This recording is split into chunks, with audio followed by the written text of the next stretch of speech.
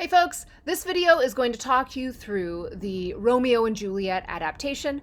Let me know if you have any questions after you watch this video, and I will be happy to talk with you about possibilities and ideas and questions. Okay, so first of all, you have to go to your textbook and you have to read the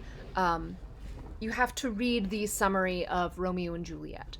You may already know it, but do go refresh your memory. What are the major plot points? Because that is really going to help you. Whenever we're making adaptations, what that means is we're taking some classic text, and people do this with Shakespeare all the time. We're taking a classic text and we are adapting it so that it is relevant to current politics, current policies, current social structures, stuff like that. So I'm going to read the directions. We have Romeo and Juliet. You're going to review the plot. You're going to adapt that plot to a contemporary situation. So if this play is done today on stage, how do we make it relevant to real life? So you're thinking about 5 things. Where is the new adaptation set? So location is really important. Location says all sorts of things. A great example is the musical West Side Story. So West Side Story is an adaptation of Romeo and Juliet. And West Side Story was written in 1961. Now it's considered a romantic drama, but it is completely based on Romeo and Juliet. It takes place in New York, and instead of having the Capulets and the Montagues, West Side Story has the Sharks and the Jets, and the Sharks and the Jets are 2 competing gangs. And that brings us to when is this adaptation set? West Side Story is set in 1961, which is when it was produced, right? So it was absolutely contemporary to the time in which it was produced. Why? Why are you setting it in this time, in this place, and why is it relevant now? If we're looking at West Side Story,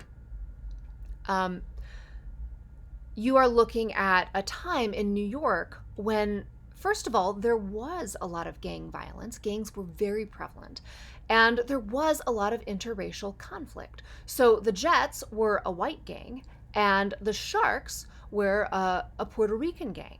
And so it's not just tension between gangs, it is tension between the white population and the Puerto Rican population.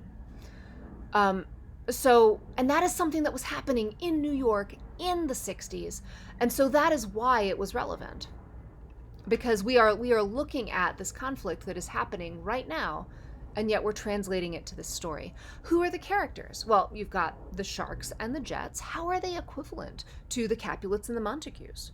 You will want to make that equivalency. What do the characters want? And why? So we're not just looking at like the gangs, the Sharks and the Jets, but like who is the Romeo equivalent?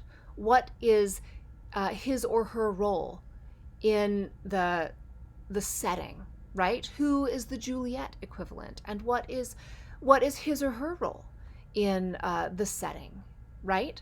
And what do they want? Why do they want it? Why is it important? You want to get more specific with the conflict than, ooh, they don't like each other.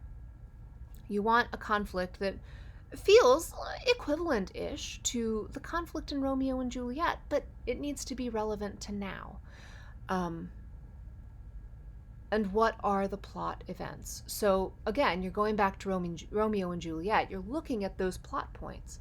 And what would be an equivalent plot point, but translated to the time and the place and the people that you are setting this in? So it could be that a sword fight turns into a fist fight or a gunfight.